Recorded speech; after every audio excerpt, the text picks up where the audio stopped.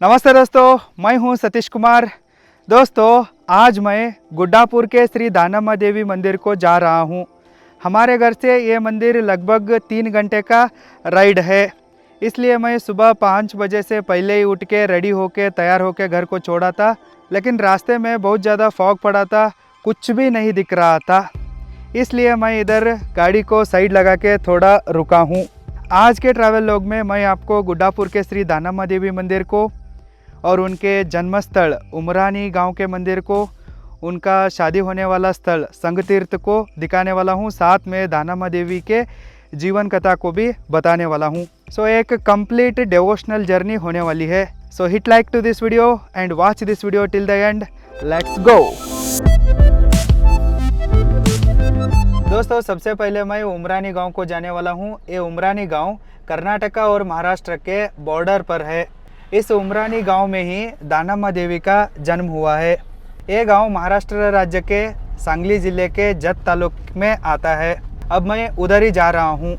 दानम्मा देवी का बचपन का नाम है कि लिंगम्मा। इनका पिता का नाम है अनंत राय और माता का नाम है श्रीसम्मा। मध्यम वर्ग के खेती बाड़ी करके जीवन चलाने वाले घर में लिंगम्मा का जन्म हुआ होता है और वो बचपन से ही शिव भक्त रहती है। उनका घर का देव वीर मल्लैया या वीरभद्र के कृपा आशीर्वाद से उसका जन्म हुआ होता है। लिंगम्मा श्रीशैल मल्लिकार्जुन में आस्था रखती रहती है, भक्ति करती रहती है और उधर तक चल के भी जाके आई होती है। लिंगम्मा को 12वीं शताब्दी में चलने वाला जातवाद, ऊपर नीचा, इस तरह के लिंग भेद से थोड़ा गुस्सा आता रहता है। वो नाराज़ रहती है ऐसे चीज़ों से। लिंगम्मा को दृष्टि योग सीखना होता है। तब वो अपने गुरु को कहती है कि गुरुजी मुझे दृष्टि योग को सिखाइए, लेकिन उनके गुरुजी को ये नहीं आता रहता है इस विद्या, इसलिए वो सिद्धरामेश्वर से लिंगम्मा को मिलवाते हैं। सिद्धरामेश्वर के द्वारा लिंगम्मा दृष्टि योग को सीखती है। तब पहली बार सिद्धरामेश्वर जी के द्वारा लिंगम्मा को विश्वगुरु बसवण्णा जी के बारे में पता चलता है। बसवण्णा जी इस समाज में होने वाला भेदभाव और असमानता को हटाने के लिए एक क्रांति को शुरू किए हैं। ये सुनने के बाद लिंगम्मा अपनी गांव उमरानी को छोड़कर कल्याण को जाने के लिए निकल पड़ती है। अब मैं उमरानी गांव को आके पहुंचा हूं। इसी गांव में लिंगम्मा यानी दानम्मा देवी का जन्म होने के कारण इस गांव में भी दानम्मा देवी का एक छोटा सा सुंदर मंदिर है। चलिए दर्शन करके आएंगे।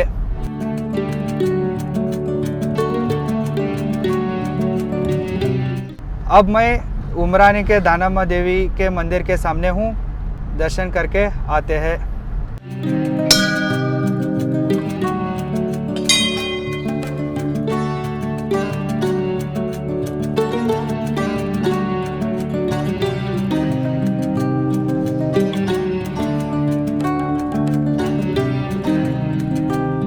दोस्तों, यदि आप हर तरह के वीडियोस को अच्छे से प्रोफेशनली एडिट करना सीखना चाहते हैं तो आप roaringfilmschool.com को विजिट कीजिए और online professional video editing course में एनरोल कीजिए। इसी तरह से आप मोबाइल वीडियो एडिटिंग कोर्स को भी ज्वाइन कर सकते हैं। दोनों का लिंक भी इस वीडियो के डिस्क्रिप्शन बॉक्स में है, चेकआउट कीजिए और SP10 डिस्काउंट कूपन का इस्तेमाल कीजिए। दोस्तों, अब मैं उमरानी गांव के दानम्मा देवी का मंदिर का दर्शन लेके अब उमरानी गांव से थोड़ा बाहर आया हूं। इस गांव के आउट स्टेशन में और एक हिस्टोरिकल प्लेस है। इधर प्रतापराव गुर्जर जी का स्मारक है। ये प्रतापराव गुर्जर छत्रपति शिवाजी महाराज जी के सरसेनाधिपति थे, कमांडर इन चीफ थे। उनका स्मारक इधर है, लेकिन अब ये बंद है, गेट क्लोज है। इसे मैं एक और बार दिखाऊंगा कब मौका मिला तो। बाहर से इस तरह का व्यू है। बीजापुर के आदिल शाहियों के सैनिक का commander in chief Bahlol Khan Maharashtra के स्वराज के ऊपर अटैक करता है। तब प्रतापराव गुर्जर जी उसको कैद करते हैं। तब बहलोल खान कहता है कि मैं फिर से महाराष्ट्र की तरफ बुरी नज़र से नहीं देखूंगा, मुझे छोड़ दो। तब गुर्जर जी उसको छोड़ देते हैं, लेकिन खान अपने जबान को फिसलता है, अपने बातों पर सही खड़ा नहीं रहता है। फिर से वो बीजापुर को वापस जाके एक बड़ा सैन्य लेके फिर से अटैक करता है। तब गुस्से में प्रतापराव जी अपने 6 वीर योद्धाओं को लेके टोटल 7 लोग मिलके उसके बड़े सैन्य के ऊपर अटैक करते हैं। मतलब एक तरह का एक सर्जिकल स्ट्राइक करते हैं, उसके सैन्य को बहुत बड़ी मात्रा में हानि पहुंचाते हैं। लेकिन इस एक अटैक में, इस एक लड़ाई में उनका देहांत होता है, उनको वीर मरण मिलता है। उनका ही एक याद के लिए इधर उनका स्मारक है। एक मोस्ट इम्पॉर्टेंट हिस्टोरिकल प्लेस है।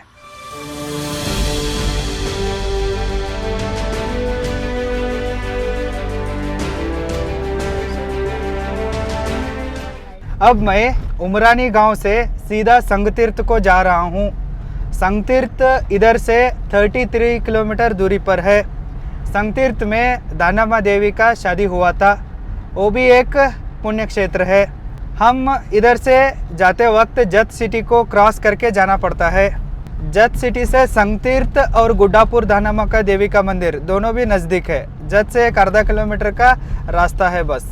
ये गुड्डापुर बीजापुर को भी बहुत नज़दीक होता है, उधर से 1 घंटे का ड्राइव है। अब मैं जत सिटी को आके पहुंचा हूँ। यही है जत सिटी। इस सिटी को क्रॉस करके हम अब संगतीर्थ की तरफ जा रहे हैं।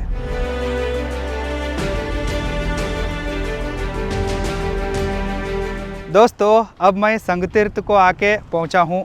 इसी जगह पर दानामा देवी का शादी हुआ था। पहले मैं इस मंदिर का दर्शन करवाऊंगा, फिर इसके बाद कल्याण को जाके बसवाना जी के साथ मिलने के बाद कैसे लिंगम्मा दानामा बन जाती है इसके बारे में डिटेल में एक्सप्लेन करूंगा। चलिए। बड़े बड़े बरगद के पेड़ों के बीच ये मंदिर है। इधर अभी भी शादियाँ होती है सीज़न में। बहुत ही प्रशांत जगह है, कूल प्लेस है।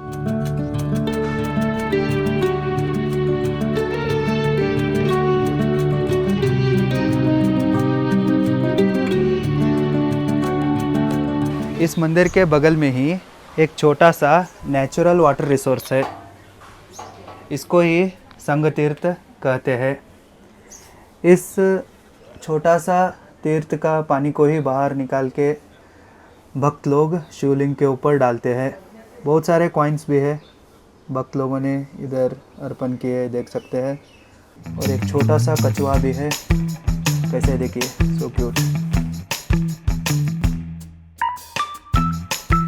बसवाना जी को मिलने के लिए लिंगम्मा उमरानी को छोड़कर कल्याण को जाती है।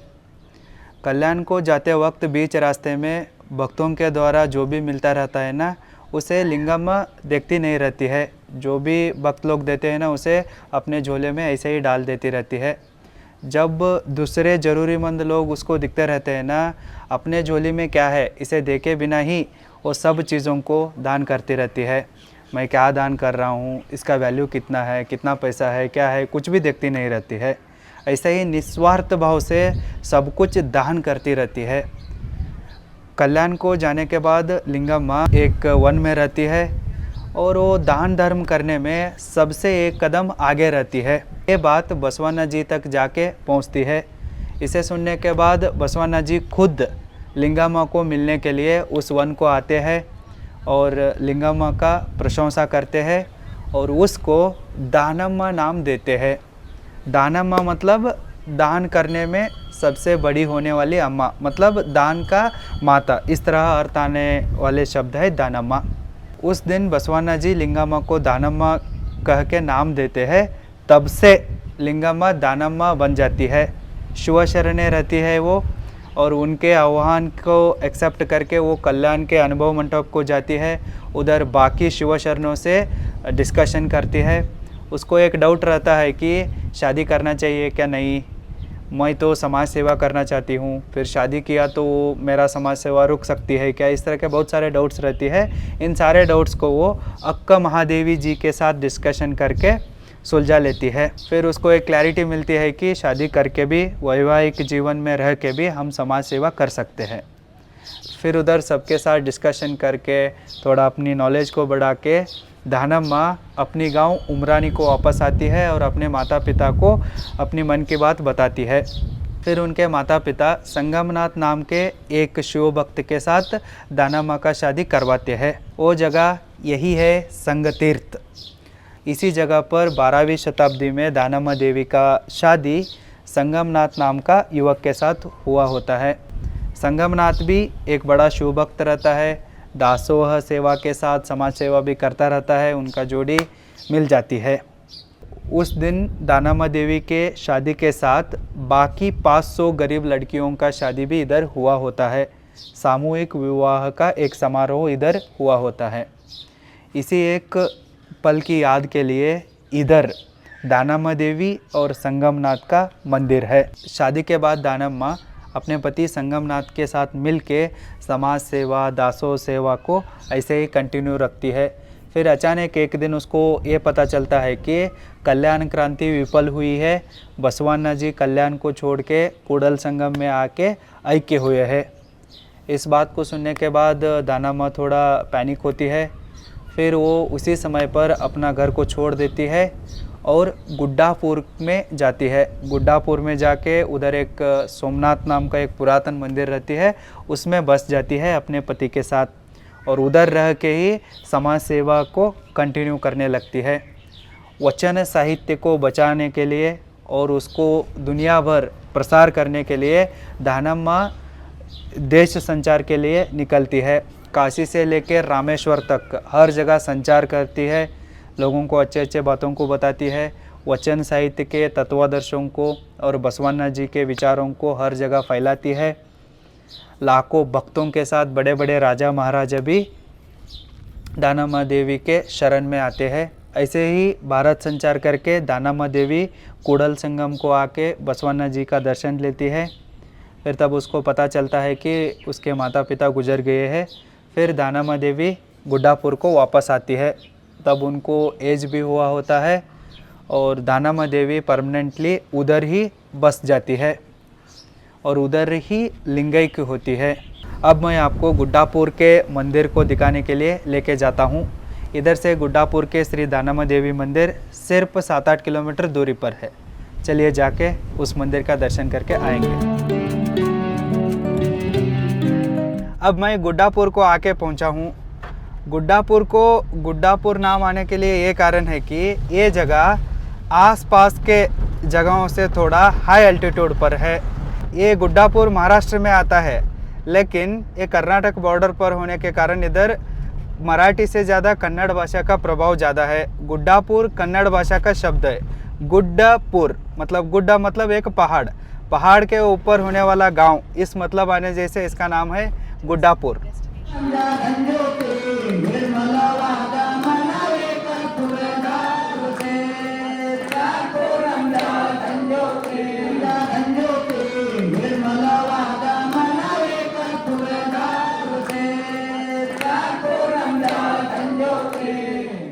दानामा देवी का समाधि किधर था ना, उसी जगह पर यादव वंश के महाराजा अरसू साईनाथ मांडलिक एक मंदिर को बनवाते हैं। आज वही मंदिर इतना बड़ा हो चुका है। दानामा देवी को हर दिन त्रिकाल पूजा होती है, मतलब दिन में 3 बार पूजा करते हैं। सुबह बचपन के छोटी लड़की की तरह अलंकार करते हैं, दोपहर में यौवनावस्था के एक सुंदर युवती की तरह अलंकार करते हैं और शाम को बूढ़ापे के माँ की तरह अलंकार करते हैं। त्रिकाल पूजा होती है, लाखों भक्त आते हैं।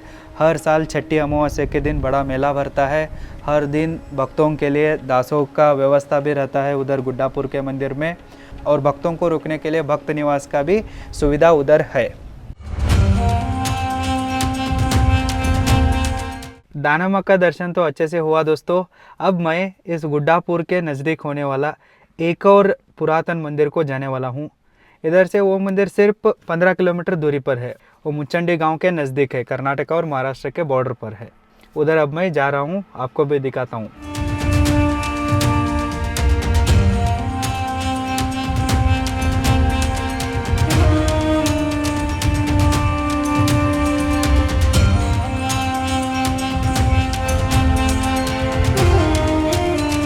अब मैं धरीदेव के मंदिर को आके पहुंचा हूं। आप मेरे पीछे देख सकते हो, ये भव्य और बड़ा मंदिर है ना, यही है धरीदेव मंदिर। धरीदेव को दर्याप्पा, धरी महाकालेश्वर आदि नामों से भक्त लोग पुकारते हैं। ये एक पुरातन और सुंदर मंदिर है। चलिए दर्शन करके आएंगे। इस मंदिर का एंट्रेंस कितना बड़ा है और मजबूत है। देखिए दोस्तों, इतने सारे सीढ़ियों को चढ़ के ऊपर जाना पड़ता है।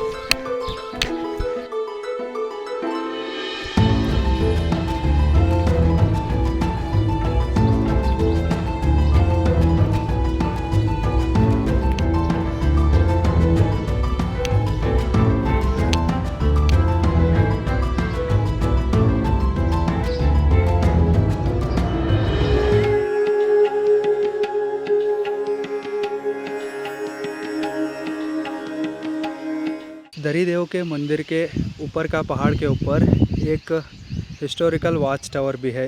जब हम बचपन में इधर आते थे ना, तब इसके ऊपर चढ़ते थे। इसके ऊपर चढ़ने के बाद आसपास का पूरा पहाड़ी इलाका का व्यू दिखता था। लेकिन अब इसको कुछ हुआ है, लगता है रिनोवेशन का काम चल रहा है। नहीं तो ये चूना लगा के रीपेंटिंग वगैरह करके इसका हिस्टोरिकल इम्पोर्टेंस को ख़त्म करने का काम चलता रहा होगा। कुछ तो कर रहे। ओके दोस्तों, ये था गुड्डापुर के दानम्मा देवी मंदिर का एक कंप्लीट टूर। आई होप आपको मेरे इस ट्रैवल वीडियो से बहुत सारे लोकेशंस के बारे में आइडिया आया है और इन्फॉर्मेशन भी मिला है। मैं समझता हूँ कि आपको ये ट्रैवल लॉग अच्छा लगा है। अब शाम हो चुका है। इधर से मुझे घर जाने के लिए 4 घंटा ड्राइविंग करना पड़ता है, इसलिए मैं इधर मेरे लॉग को एंड कर रहा हूँ। फिर से एक और इंटरेस्टिंग लॉग में फिर आपको मिलूँगा। तब तक take care, bye bye, thank you so much.